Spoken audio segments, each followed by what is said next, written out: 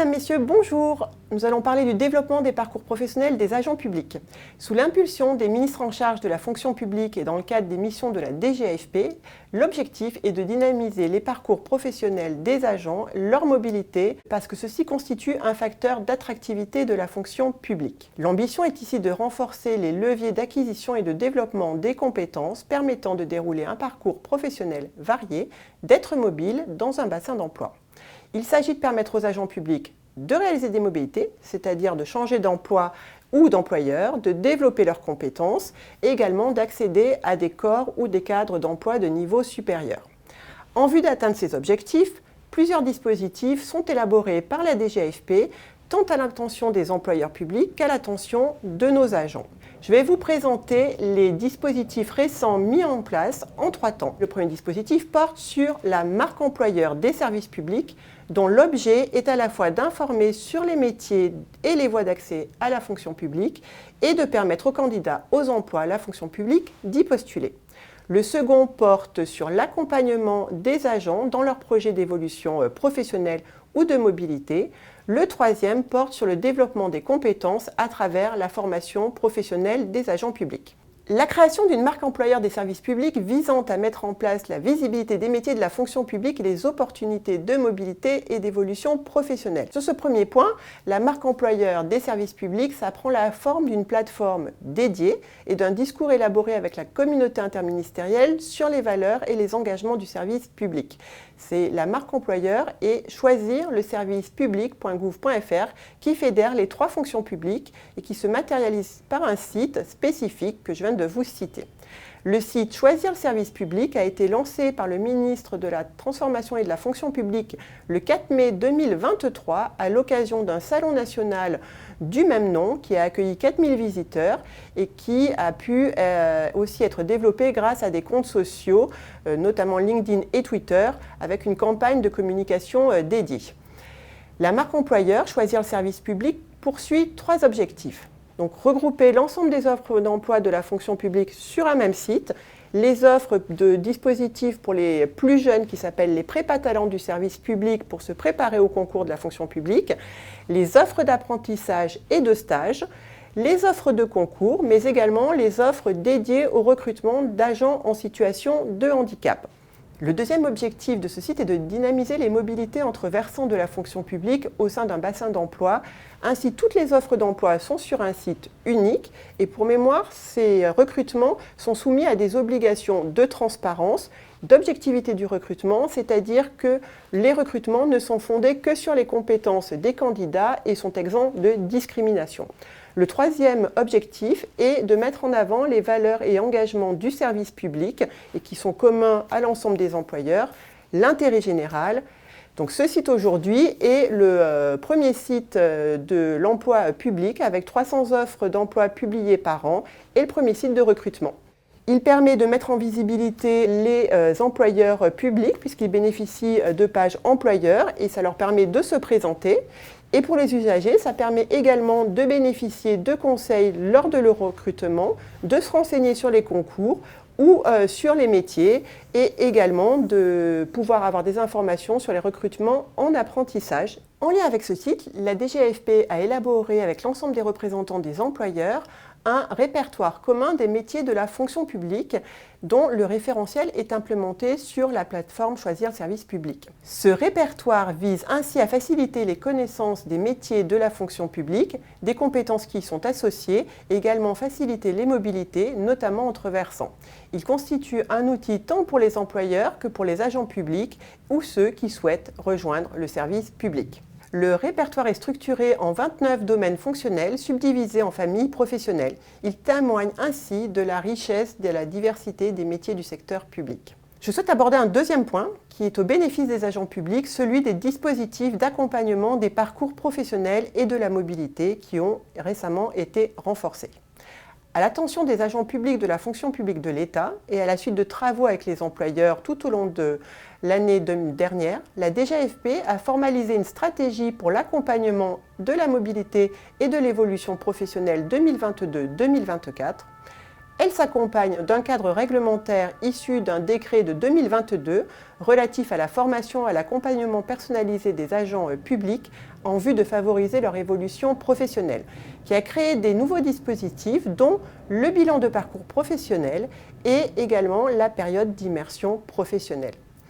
La stratégie formule 5 objectifs en matière d'accompagnement des projets de mobilité et d'évolution professionnelle pour la période 2022-2024. Donc, le premier axe est de mieux structurer l'accompagnement et de les articuler avec les autres politiques RH. L'accompagnement offre des solutions opérationnelles à plusieurs enjeux RH pour nos agents publics. Sécurisation des mobilités, valorisation des parcours professionnels, d'avoir les bonnes compétences aux bons endroits, au bon moment, permet l'attractivité des services publics et permet également de renforcer l'égalité professionnelle, les politiques de handicap et la qualité de vie et des conditions de vie au travail. L'accompagnement RH ne faisait pas encore souvent l'objet d'une stratégie au sein des employeurs publics. Aussi, notre stratégie interministérielle incite les ministères à s'engager dans l'élaboration d'un plan d'action en faveur de la mobilité et de l'évolution professionnelle. Au niveau de la DGFP, la stratégie est pilotée à partir d'indicateurs associés aux recommandations prioritaires. Le deuxième axe vise à généraliser l'accompagnement de chaque agent sur le territoire et renouveler les dispositifs d'accompagnement qui sont proposés. Alors que les agents ont un droit à l'accompagnement personnalisé, la plupart d'entre eux avaient un accès relativement limité aux dispositifs. Je pense notamment aux conseils en mobilité carrière ou les bilans de carrière. Cela était lié à une méconnaissance des outils déjà existants et également à l'absence d'outils qui n'existaient pas encore. Pour répondre aux besoins des agents publics et enrichir les dispositifs existants, la stratégie vise à permettre aux agents de valoriser leur parcours professionnel et savoir en parler en s'appuyant sur un collectif et une méthode. C'est la création du bilan de parcours professionnel en collectif, qui est un nouveau dispositif créé en 2022. Confronter leurs projets à la pratique des métiers et aux environnements de travail afin de leur permettre de faire un choix éclairé de mobilité. Et je pense notamment à la création de la période d'immersion professionnelle. Troisième point, le co-développement de leurs projets d'évolution professionnelle en intégrant une démarche réseau.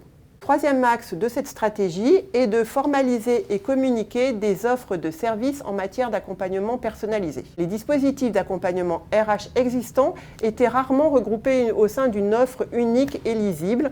Pour répondre à cet enjeu d'information des agents également, le décret de 2022 dispose que chaque employeur doit formaliser et communiquer à ses agents une offre d'accompagnement personnalisée incluant l'ensemble des dispositifs qui leur ont été proposés. Par ailleurs, la DGFP développe des modules de formation en libre accès pour les agents publics de l'État, disponibles à tout moment sur la plateforme interministérielle Mentor. Ces modules peuvent intégrer des offres d'accompagnement personnalisé de chaque employeur public de l'État. Par exemple, méthodologie de construction d'un projet professionnel, démarche de réseau dans le cadre d'un projet d'évolution professionnelle. Quatrième axe de cette stratégie est de développer la professionnalisation et la mise en réseau des acteurs RH de l'accompagnement professionnel. Nous avons deux principales actions à la DGFP. La mise en place d'une offre de formation interministérielle élaborée et financée dans le cadre du schéma directeur de la formation professionnelle tout au long de la vie des agents de l'État. Il s'agit de permettre la formation de 70 conseillers mobilité carrière qui animent le bilan de parcours collectif. Nous avons un deuxième point qui est celui de lancement de la fabrique de l'accompagnement RH, qui est un nouveau rendez-vous interministériel qui vise à créer un espace d'échange régulier entre des têtes de réseau au sein des ministères et de discuter sur l'accompagnement de la mobilité professionnelle et de l'évolution professionnelle des agents de l'État avec pour objectif des livrables opérationnels concrets qui permettront de déployer la stratégie interministérielle et de structurer ces nouveaux dispositifs d'accompagnement. Le premier événement s'est tenu le 18 avril dernier et a permis de co-construire des modalités d'animation de la fabrique tout au long de l'année avec des travaux sous format atelier et également de créer à la suite de cette réunion une communauté en ligne pour permettre la poursuite des échanges entre les différents acteurs. La dernière fabrique s'est tenue la semaine passée et a eu pour objet l'immersion professionnelle. Le 5e axe de cette stratégie est d'engager des démarches qualité et d'assurer l'amélioration continue des dispositifs qui sont proposés aux agents publics. Ces démarches qualité sont importantes pour faire évoluer les offres d'accompagnement et répondre à d'éventuels nouveaux besoins des agents publics. Néanmoins, celles-ci nécessitent qu'il y ait bien eu une approche préalable, une structuration préalable de l'accompagnement RH au sein des employeurs. C'est pour ça que ces travaux se poursuivent dans les années qui viennent et qu'ils viendront une fois que la structuration des employeurs sera assurée. Pour terminer, le dernier point porte sur le développement de la formation professionnelle des agents publics. Dans un contexte de transformation de l'action publique, d'évolution des missions et de l'environnement professionnel des agents publics, la formation tout au long de la vie joue un rôle majeur à la fois pour les usagers du service public, les agents, mais également les administrations. En effet, elle constitue pour l'usager du service public une garantie que les agents détiennent les compétences nécessaires à la mise en œuvre du service public et permettent de répondre à leurs attentes. Pour l'administration, c'est l'assurance de disposer des compétences nécessaires à l'élaboration et la mise en œuvre des politiques publiques. Et enfin, pour les agents, c'est un facteur d'épanouissement permettant d'être acteur de son parcours et de ses projets professionnels.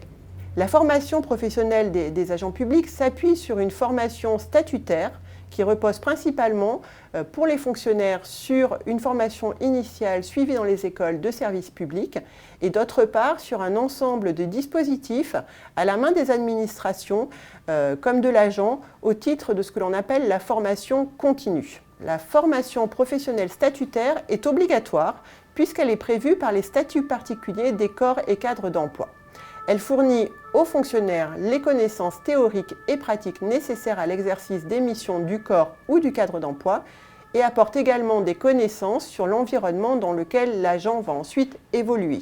Elle se traduit selon le cas par une formation initiale réalisée en qualité d'élève soit au sein d'une école de service public, soit en formation d'adaptation à l'emploi pour les fonctionnaires qui sont directement affectés au sein des services des différentes administrations.